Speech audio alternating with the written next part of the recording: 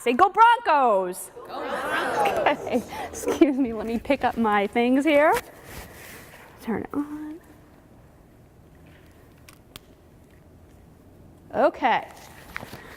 Today, I am here to speak with you on a topic that is very important. And my clicker is not working.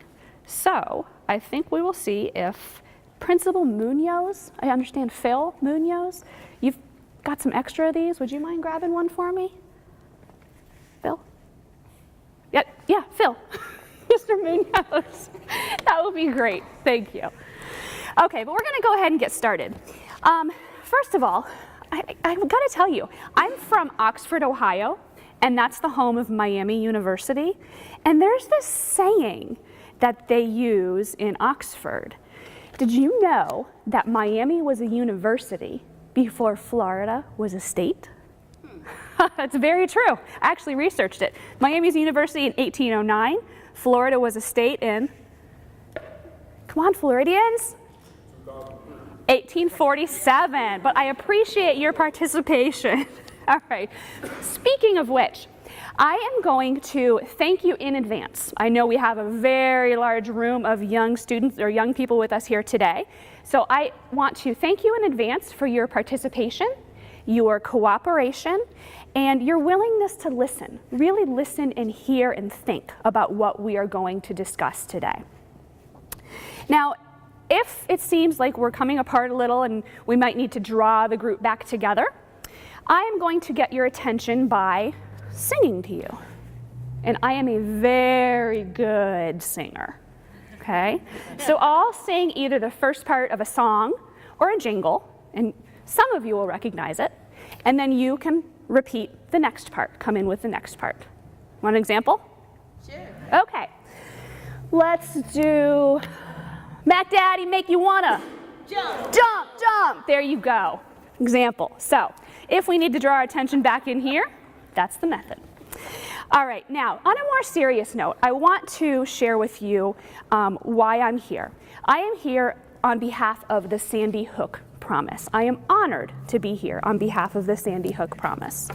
On December 14th, 2012, in Newtown, Connecticut, at Sandy Hook Elementary, there was a horrific act of violence that took the lives of 6 educators and 20 first graders. Heartbreaking, right? However, some positive did come from those horrific events. Some of the most amazingly strong parents that I could imagine came together and they said, you know what, enough is enough. We need to work together and put a stop to all of this senseless violence. So they formed this group called the Sandy Hook Promise. And now they travel around and advocate and educate and do everything in their power to help protect lives, to help save our children. Okay. So my name is Erin, and I'd also like to share a little bit of a personal note. I'm not only here because of Sandy Hook Promise. First, I work at Miami University, the one that was established before Florida was a state, and I'm in the psychology department in the Center for School-Based Mental Health Programs, and that's basically a big, long title, which means I travel around and I work with educators, I work with youth, and we try to advocate, to educate, to build awareness, do exactly really what Sandy Hook Promise is doing. I also am a mother of 5, so to me, I personally feel like I'd be remiss to not be a part of this movement.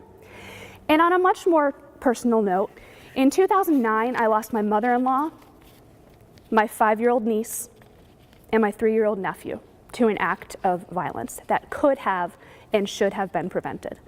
So I have to be here. I am thrilled to be here. I'm stoked to be here. And I hope if I reach one of you today, that, to me, that's all I can hope for. Okay. So let's get started. First, today we're going to talk about how we can all work together in building a community, the Bronco community, within the school, within our greater community, within your neighborhoods. We want to build a strong, supported, united group where we all know we are welcome, we are loved, we are comfortable, we're able to thrive and be the best Broncos we can be. Does the PowerPoint come back at all or no?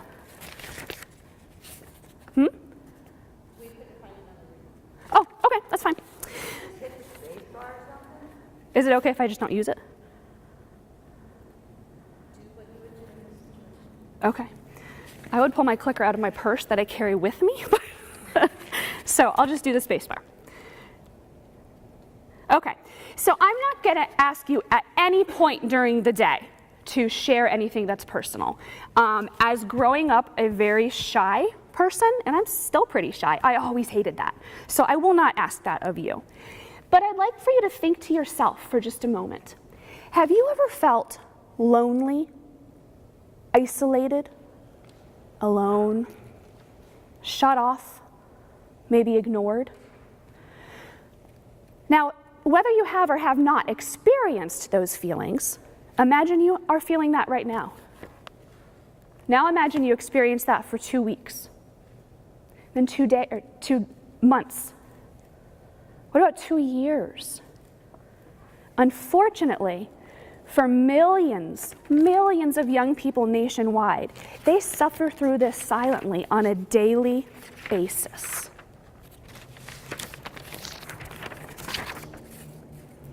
As a result of those feelings of isolation, sometimes young people can become victims of bullying, they can turn to violence, and in some cases, sink into a depression.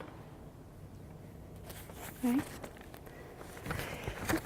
Violence, bullying, and depression can often lead to further pulling away from society. Can lead to struggles with development and learning. Can lead to even development of physical issues, physical health concerns. And in the most extreme cases, can lead to students hurting themselves or hurting others. We need you. And who are you? Broncos. Who are you? Broncos. Who do we need? Broncos. You can do better than that. Who do we need? Broncos. Yes. We need you to start today to make change, make a difference. We need you to build that connected, loving, caring home within your community.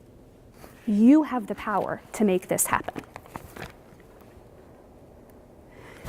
This can be done in 3 simple steps. First, see someone who's isolated. Second, reach out and connect to them. And third, start with hello. Please say it with me. Start with hello.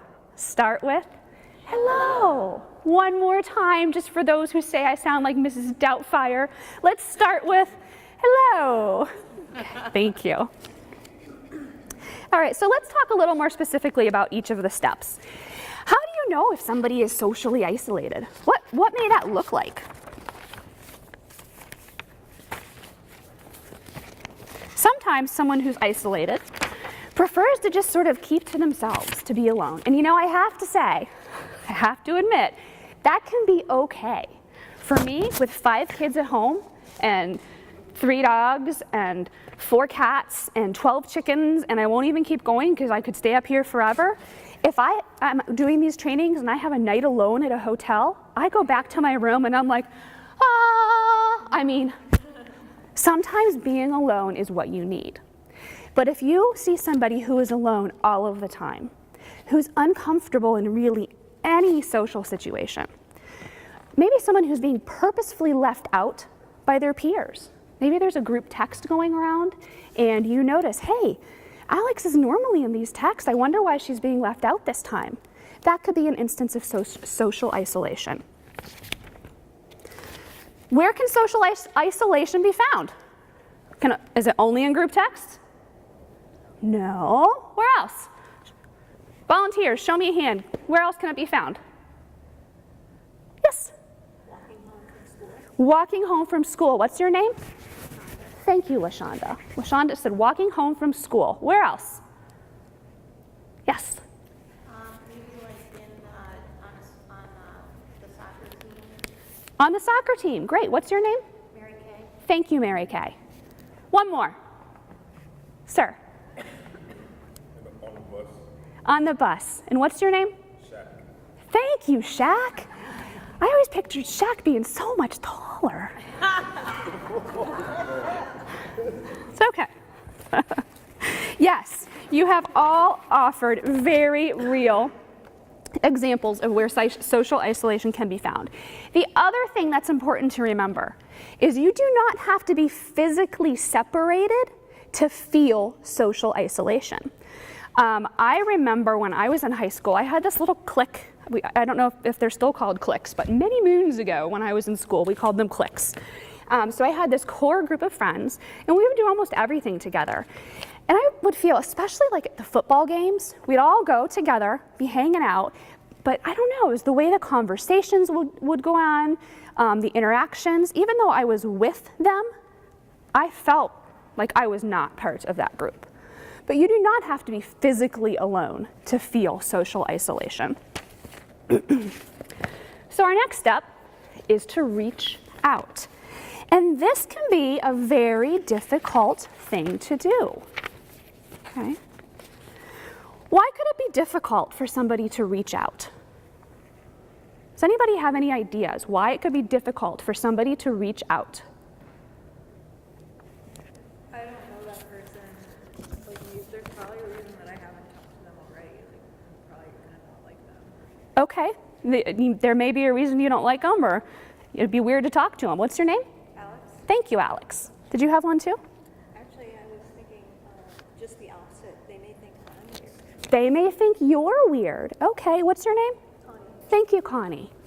Any more suggestions? Yes, sir. They may not like me. They may not like you. And your name? Boo. Boo. Oh, everybody likes their boo. You are all exactly right. These are many of the reasons that youth state it may be a little difficult to reach out and connect. What do I do when I reach out and connect? I want to reach out, but I don't want to make them feel awkward, and I don't want to feel awkward. And what if they really don't want to talk to me? Okay, these are all very valid reasons.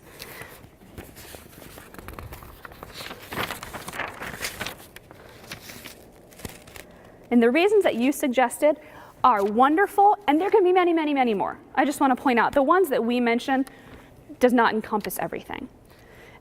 Sometimes people are just a little bit shy themselves. They may see somebody who's socially isolated, but they may feel a little shy. So maybe you could just get a friend to go and reach out with you, okay? But guess what? We have got some good news. Actually, it's not good news, it is great news. There are things that you, and who are you? The Broncos, you can do. Today, right now, we're going to give you some tips, practices, and activities that can help you reach out and connect and build that strong sense of a vital, loving community. So what can you do? We're first going to talk about some things that you as individuals can do, and then we're going to talk about some things that you as a school, as the Bronco community can do. So as an individual, what about, I don't know, what if I look across the auditorium and there are so many people in here, but I see Mr. Phil Munoz, your principal. He's kind of sitting alone by himself over there. Sometimes if you just walk up to a person and pretend I'm sitting down next to him, wouldn't even have to say anything. Just look at him and be, hi. Hi. Just give him a smile, okay? That can really brighten someone's day. That can be very impactful.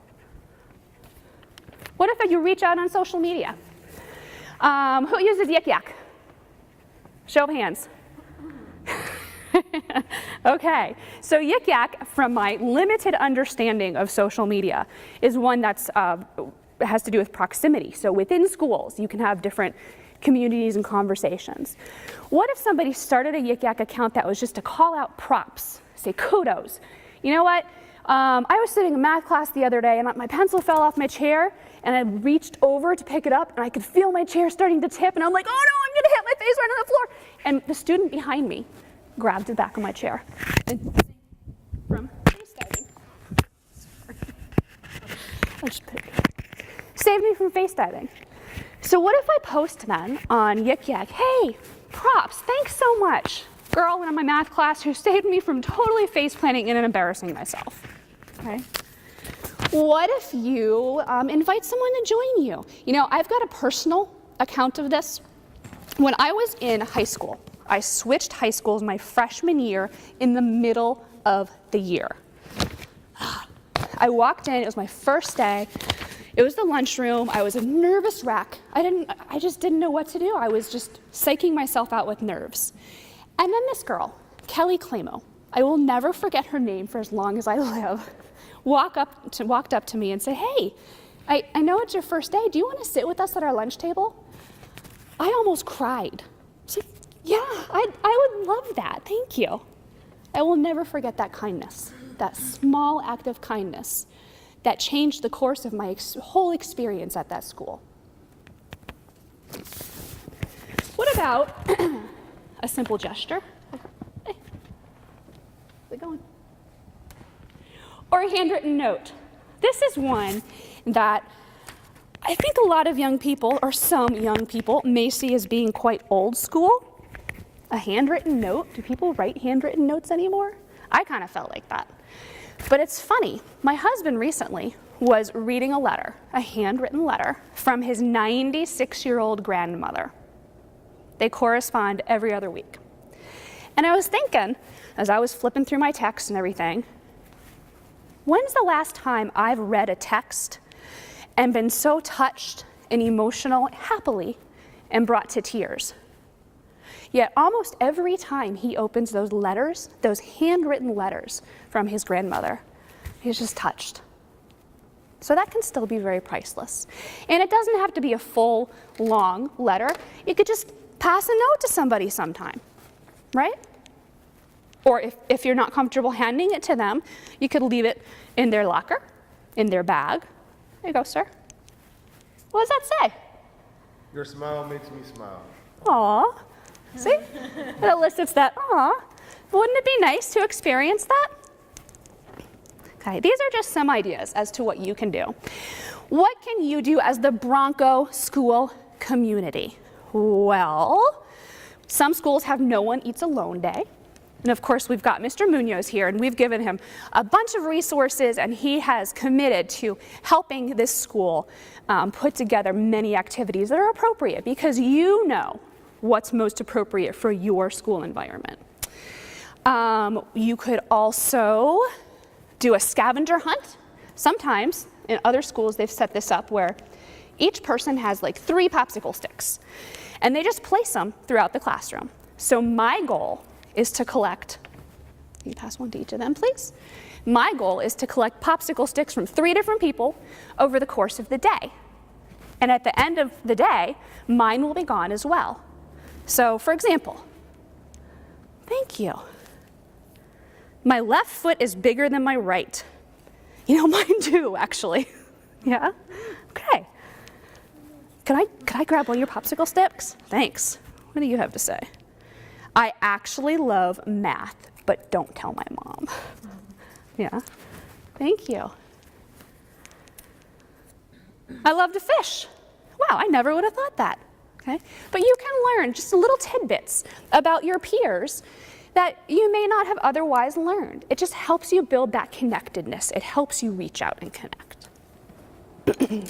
There's one activity that I want to share with you that I have used, I had the honor to use in a school recently. I call this one the web. What I'm going to do is I'm going to make a statement. And if somebody in here can relate to or is in that same position, raise your hand. And I'm going to hand you the yarn. I'm going to hold on to my piece, and I'm going to hand you the ball of yarn. The person I pass it to will then make a statement of their own. And if there's somebody else who can relate to that, raise your hand, and this person will pass the ball to them.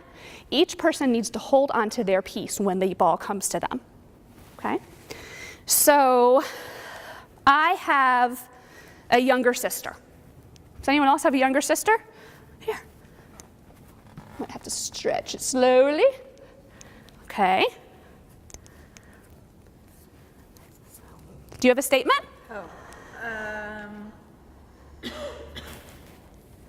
I like my AP classes. You like your AP classes. Okay, great. Does anyone else like their AP classes? She does. Here. Do you mind holding this for me? Okay, I'll wrap this back here. Do you see how this could eventually spin all the way across the room and connect to anybody? Let's do one more. I love dogs. You love dogs. Oh, look, there you go. There you go. There you go. So to summarize this activity, thank you for your participation, everybody.